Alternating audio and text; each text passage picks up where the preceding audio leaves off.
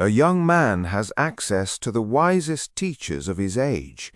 He studies with holy men, masters meditation and fasting, and even meets the most enlightened being of his time, a teacher whose wisdom is beyond question. And then he does something that should seem insane. He walks away. He refuses to become a disciple. He decides that wisdom received from another person, no matter how great, can never become his own, and that he has to go and live and stumble and suffer and find it for himself. This is Hermann Hesse's Siddhartha, published in 1922, and at its core is an idea that runs against everything our information-saturated age believes, that the most important things cannot be taught, they can only be lived. Here is what feels strange about this story. We live in the golden age of advice. There has never been more wisdom available, more freely to more people. Every lesson any human has ever learned is a search away.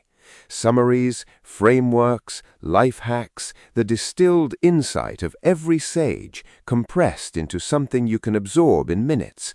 And Hesse, 100 years before any of this, is standing at the door telling you that it does not work the way you think, that knowledge and wisdom are two completely different things, and that the gap between them cannot be crossed by listening, only by living.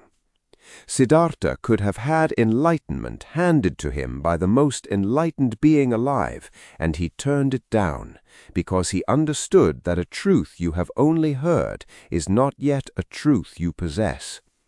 Let me reframe the whole book. Siddhartha is not a story about a man seeking enlightenment. It is a story about why enlightenment, and every deep truth like it, refuses to be transferred from one mind to another, like an object. Hesse draws a sharp line between knowledge, which can be communicated in words, and wisdom, which cannot. You can tell someone that attachment causes suffering, and they can nod and agree, and even repeat it back perfectly, and understand nothing. Because the words are not the thing. The thing lives on the other side of experience, and there is no shortcut through.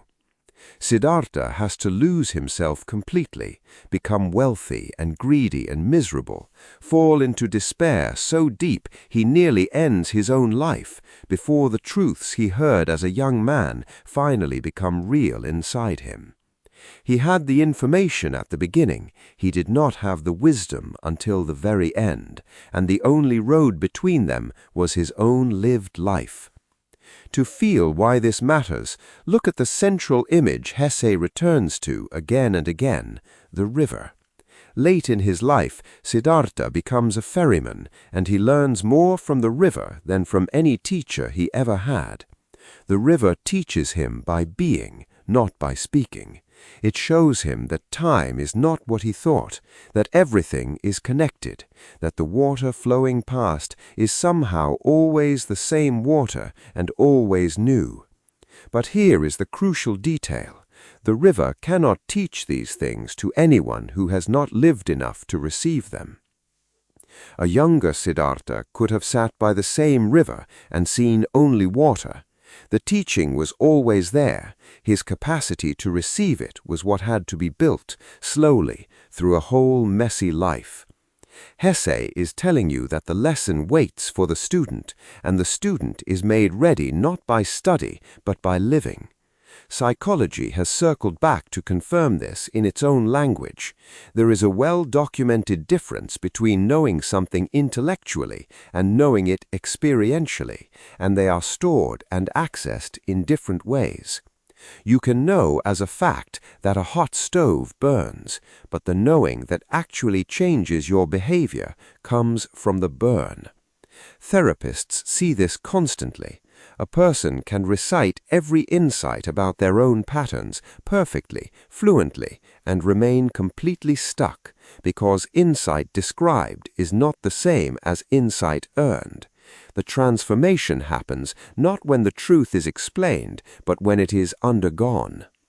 Hesse built an entire novel around this gap decades before the research and named the trap precisely. The cleverest, most well-read person can be the furthest from wisdom because they have mistaken collecting the words for living the truth. Now turn this on your own life because the implications are uncomfortable in 2026. We have built an entire culture around the fantasy that wisdom can be downloaded. Watch the right videos, read the right summaries, follow the right thinkers, and you can skip the painful, slow, inefficient process of actually living your way into understanding. We treat life lessons like content to be consumed, and Hesse is warning that this is a category error that leaves you worse off than ignorance, because now you have the vocabulary of wisdom without any of the substance, and the vocabulary can fool you into thinking you have arrived. You can become a person who can explain peace fluently and has never felt it. The map has become so detailed and so accessible that we have forgotten it was never the territory. There is a saying in Uzbek culture that you do not know the taste of bread by hearing it described. It is plain and almost obvious, and it contains Hesse's entire thesis. No description, however perfect, however poetic, will ever put the taste in your mouth. Some things are reserved entirely for the one who actually eats, and the deepest things in life, love, loss, patience, peace, the meaning of your own existence, are like that. They cannot be tasted second-hand. They are waiting for you to live them, and no amount of reading about other people's meals will feed you. But do not mistake Hesse for someone who dismisses learning. The subtler point is that Siddhartha's wandering was not wasted, even the parts that looked like failure, even the years of greed and emptiness. Every wrong turn was part of how the truth became his own. This is the strange grace at the heart of the book. The detours were not obstacles to the wisdom, they were the curriculum. The years he would most want to take back were the exact years that made the river finally legible to him. Hesse is offering something genuinely consoling here, that your own confused, imperfect, meandering path is not a failure to find the straight road. It may be the only road that could ever have carried you to a wisdom that was actually yours. This reframes the relationship between a teacher and a student entirely, and it is worth sitting with. The most enlightened being in the book, when Siddhartha explains why he will not become a follower, does not argue. He understands. Because a true teacher knows that they can point, they can describe, they can model, but they cannot install understanding in another mind. They can only walk beside someone while that person does their own slow work of becoming ready. The best thing a teacher can give you, Hesse suggests, is not the answer. It is the permission and the courage to go and find it in your own life, and the patience to let you fail your way toward it. Anyone offering to hand you the destination is selling you something that cannot be handed over. I want to add a careful word because this idea has an edge that can be misused. Some painful things in life are not lessons you need to live through, and Hesse is not telling you to seek out suffering or refuse all guidance. There is wisdom that can spare you genuine harm, and ignoring a warning because you insist on learning everything firsthand is not depth, it is recklessness. The point is gentler and more precise. The deepest truths about your own life, who you are, what you value, what you can survive, cannot be borrowed from anyone else, and the slow living of them is not a detour from your real life. It is your real life.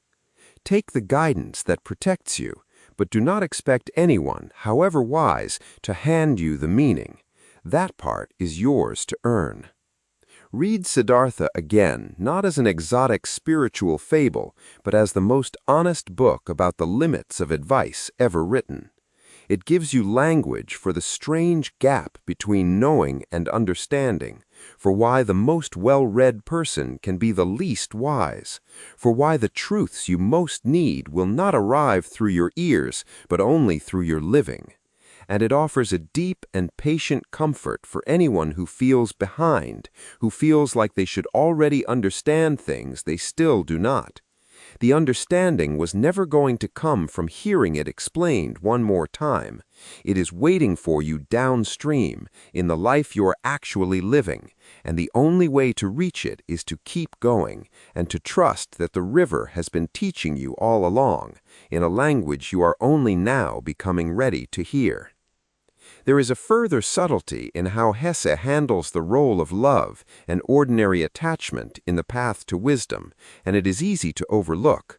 For much of the book, Siddhartha holds himself slightly above the ordinary world of desire and feeling, observing it with the cool detachment of the seeker. It is only when he loves, when he becomes a father and is wounded by it, when he experiences the helpless ache of caring about someone who pulls away from him, that the last and most important piece of his understanding arrives. The very attachments he once dismissed as obstacles to enlightenment turn out to be the final teachers he needed. Hesse is making a quietly radical claim against a certain kind of spiritual ambition that imagines wisdom as rising above the messy human business of loving and losing.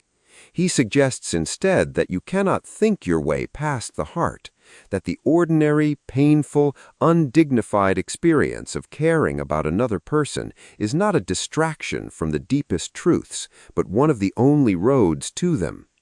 The seeker who stays safely detached, who reads about love rather than risking it, who studies peace rather than being broken open by life, will remain forever on the near bank of the river, fluent and empty, while the wisdom they describe waits patiently on the far side for them to finally cross. Tell me in the comments, what is something you understood intellectually for years before you finally lived your way into truly knowing it? If you want more deep dives that turn the stories you think you know inside out, subscribe and check the description for further reading. One honest note before you go. This video uses AI-generated audio and visuals, and it offers reflection, not professional advice. The book's own lesson holds here that some things are best worked through in your own life alongside people you trust, rather than carried alone. This was just one reader's thoughts, offered to make you think.